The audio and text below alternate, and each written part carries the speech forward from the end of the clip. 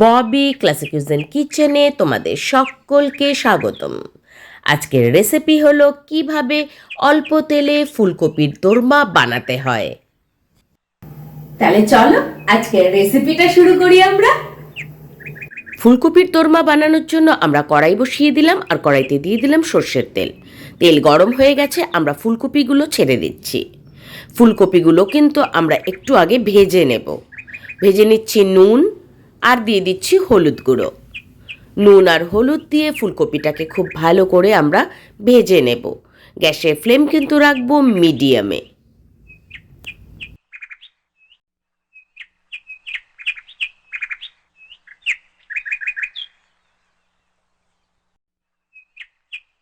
এবার কিন্তু আমরা একটু ঢাকা দিয়ে দেব। ঢাকা দেব জাস্ট 3 মিনিটের জন্য।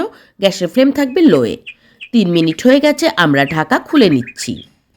এবার কিন্তু কফিটাকে উল্টে পাল্টে ভালো করে ভেজে নিতে হবে। গ্যাসের ফ্লেম কিন্তু থাকবে এখন মিডিয়ামে।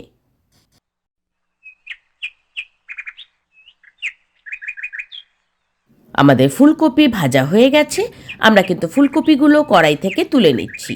এই রেসিপিটা কিন্তু আমরা একটু অল্প তেলেই রান্না করব। কিভাবে অল্প তেলে ফুলকপির দোরমা বানাতে হয় আজকে কিন্তু তোমাদের সঙ্গে সেটাই আমি শেয়ার করব। দিয়ে দিলাম তেল আর দিয়ে দিচ্ছি 2 চা চামচ ঘি। ঘিটা কিন্তু অপশনাল, তোমরা চাইলে দিতে পারো অথবা নাও দিতে পারো। দিয়ে দিচ্ছি 2টো শুকনো লঙ্কা, 2টো তেজপাতা। শুকনো লঙ্কা আর তেজপাতাটাকে ভালো করে ভেজে আমরা দিয়ে দেব গোটা গরম মশলা। গোটা গরম মশলাটাকেও আমরা ভালো করে ভেজে নেব। এবার আমরা দিয়ে দেব গ্রেট করে রাখা পেঁয়াজ। পেঁয়াজটা কিন্তু আমি এখানে 2টো ইউজ করেছি। পেঁয়াজ আমি কিন্তু ভালো করে দেখো পুরো পেস্ট করে নিইনি, একটু গ্রেটেড থাকবে, মানে একটু দানা দানা থাকবে, তাহলেই কিন্তু এই রেসিপিটা খেতে বেশি ভালো লাগে। পেঁয়াজটাকে আমরা ভেজে নেব 2 থেকে 3 মিনিট। এবার আমরা অ্যাড করে দিচ্ছি 1 চা চামচ আদা বাটা, 1 চা চামচ রসুন বাটা। এবার আদা, রসুন আর পেঁয়াজটাকে খুব ভালো করে ভেজে নিতে হবে, যেন কাঁচা গন্ধটা না থাকে। পেঁয়াজ, আদা, রসুনের কাঁচা গন্ধ থাকলে কিন্তু রেসিপি খেতে একটুও ভালো হবে না। এবার আমরা দিয়ে দেব টমেটো পেস্ট। এখানে আমি 2টো টমেটো পেস্ট করে রেখেছিলাম, সেটাই অ্যাড করে দিলাম। আর দিয়ে দিলাম 1 বাটি মটরশুঁটি। মটরশুঁটিটা কিন্তু অবশ্যই অ্যাড করবে। দিচ্ছি নুন 1/2 চা চামচ, আর দিয়ে দিচ্ছি হলুদ গুঁড়ো 1/2 চা চামচ, আর দিয়ে দিচ্ছি ধনের গুঁড়ো 1 চা চামচ, আর দিচ্ছি আমরা লঙ্কার গুঁড়ো 1 চা চামচ। আর এবার আমরা দিয়ে দিচ্ছি গরম মশলা 1 চা চামচ।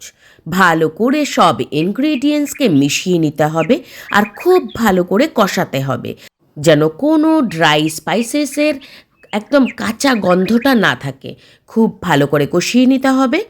গ্যাসের ফ্লেম কিন্তু এখন থাকবে মিডিয়ামে। দিয়ে দিলাম অল্প একটু জল মশলাটা ভালো করে কষানোর জন্য। এবার কিন্তু আমরা মশলাটাকে ভালো করে কষিয়ে নেব। একটু ঢাকা দেব।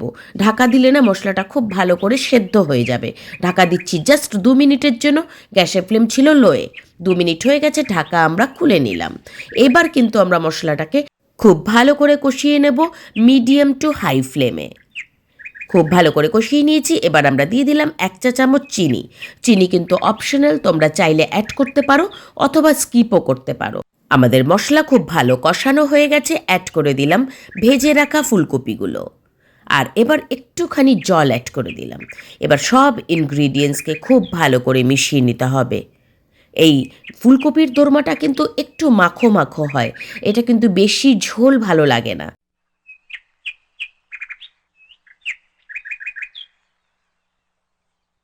এবার আমরা অ্যাড করে দিচ্ছি ধনেপাতা। চপড করে কেটে রাখা ধনেপাতা অ্যাড করে দিলাম। ফুলকপির দোরমার কালারটা দেখো শুধু। এই যে ঝোলটা তোমরা দেখতে পাচ্ছ, এটাও কিন্তু থাকবে না, একটু মাখো মাখো হবে। এটা কিন্তু ফ্রাইড রাইস দিয়ে, লুচি দিয়ে, রুটি দিয়ে দারুণ যায়, দারুণ। অল্প তেলে কিভাবে ফুলকপির দোরমা বানিয়ে নিতে হয় তোমরা কিন্তু অবশ্যই এইভাবে বানাবে। এখানে কিন্তু আমি খুব বেশি তেল ইউজ করিনি, কিন্তু রেসিপিটা খেতে অসাম হয়, ভীষণ ভালো হয়। আমাদের কিন্তু ফুলকপির দোরমা রেডি হয়ে গেছে। আমরা কিন্তু এবার গ্যাসের ফ্লেমটা অফ করে দেব। এবার আমরা অ্যাড করে দিচ্ছি ওপর থেকে ধনেপাতা কুচি। ধনেপাতা কুচি দিয়ে আমরা কিন্তু আবারও ভালো করে মিক্স করে নেব রেসিপিটাকে। গ্যাসের ফ্লেম আমরা অফ করে দিয়েছি। এবার নিয়ে নিলাম আমরা সার্ভিং বোল আর সার্ভ করে দিচ্ছি ফুলকপির দোরমা। অল্প তেলে কিভাবে ফুলকপির দোরমা বানাতে হয় তোমরা কিন্তু দেখে নিয়েছো নিশ্চয়ই, তোমরাও সেমভাবে বানাবে। এবার আমরা ওপর থেকে দিয়ে দেব আবারও ধনেপাতা কুচি। রেডি আমাদের অল্প তেলে ফুলকপির দোরমা। ভীষণ সুস্বাদু একটা রেসিপি আজকে আমি তোমাদের সঙ্গে শেয়ার করেছি। তোমাদের যদি এই রেসিপিটা ভালো লেগে থাকে তাহলে অবশ্যই লাইক, শেয়ার, সাবস্ক্রাইব করে দিও প্লিজ। কালকে আসবো আরেকটা দারুণ রেসিপি নিয়ে। আজ তবে আসি, সবাই ভালো থেকো, সাবধানে থেকো, সুস্থ থেকো। বড়দের প্রণাম, ছোটদের অনেক ভালোবাসা।